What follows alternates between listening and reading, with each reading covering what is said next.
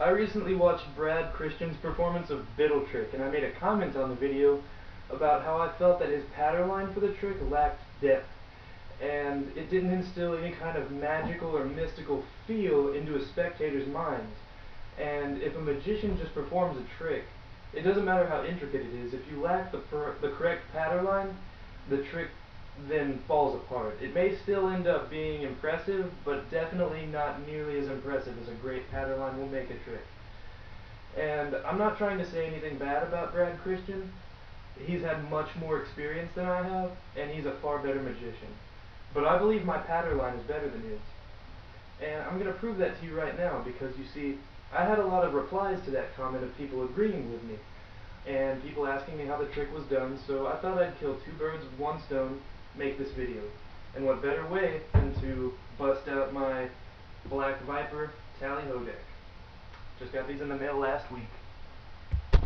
Alright, and remember, this will be my presentation of the trick. There are many presentations that produce the same effect, but I'm just going to run you through the way I perform the trick. I walk up to the spectator, ask them to select a card, say they pick this one. Now, I would not normally look at the card, but for the sake of the trick and the laptop, I'm going to show you that that's the 7 of clubs. Ask them to replace the card here. Now what you're going to do is control their card to the top by any means you like. Hindu shuffle, overhand shuffle, it doesn't matter. What I'll usually do is overhand shuffle an in-jog one, and then just a quick little double undercut. Their card is right now on top of the deck. Alright. Now my pattern line from here is I'm going to do my best to shuffle your card to the top of the deck. And as I'm saying this, I'm shuffling the cards right in front of me. Now you can do anything you want, any kind of shuffles, just so long as you know their card stays on top.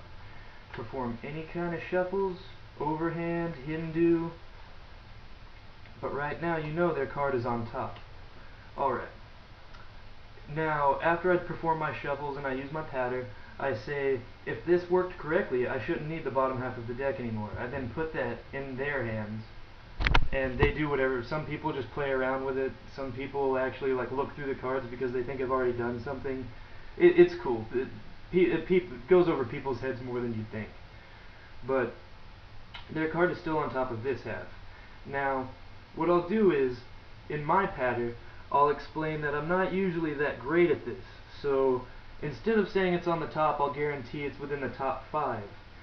What I'll do from that point is thumb count off 5 cards.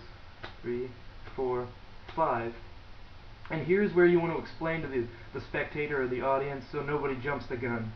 I'm going to flip these cards over. Don't tell me which one is yours yet, because I want to guess. But I want you to tell me if it was somewhere in here after I'm done counting them. So you flip these cards over, and of course theirs is on top. But they don't know that you know that. So you take their cards, you count them off, 7 of clubs. You want to be descriptive of the card, but not too descriptive. Just 7 of clubs, that works best. Clip it onto the bottom as you take that second card. 10 of clubs, 2 of spades, 3 of spades, king of diamonds. Alright, I'm going to do that one more time, full speed, so you know what it looks like. Of course, their card is on top. Now, we've got the 7 of clubs, the king of hearts, the 3 of spades, the 2 of spades, and the 10 of clubs. Alright, after you do that, their card is on bottom of this pack. Right there. You throw that on top of the other part. Just say, alright, we don't need that part anymore. Now, your card was in here, correct? Correct. It was somewhere. This is where you can perform the greatest Biddle count in the world, because nobody ever catches it. Nobody. I've not met one person that catches this. Of course, you've only got 4 cards in your hand, but you perform a Biddle count. 1, 2, 3, 4, 5 cards. If you don't know what a Biddle count is, look it up. I'm not going to go over that right now. But, alright, somewhere in these 4 cards. Now, in your mind, you already know what their card is because you saw it as you were showing them. So, to get into people's minds a little bit, they'll say, yes, it was somewhere in those 5 cards. I'll kind of just thumb count down 2, and I'll take a peek at whatever that is. Right now it's the 10 of clubs, but I don't care. I'm going to say, alright, buddy, I'm going to cut the shit. I know your card was the 7 of clubs. And what I'm going to do is I'm going to take that 7 of clubs, make the 10, get ready for the invisible palm. Invisible palm, slap it onto those cards, or if they're holding it in their hands or whatever, just kind of slap it on their hands, or whatever you want to do right there, it doesn't matter. But say, alright, now, if I did this correctly, 1, 2, 3, 4 cards,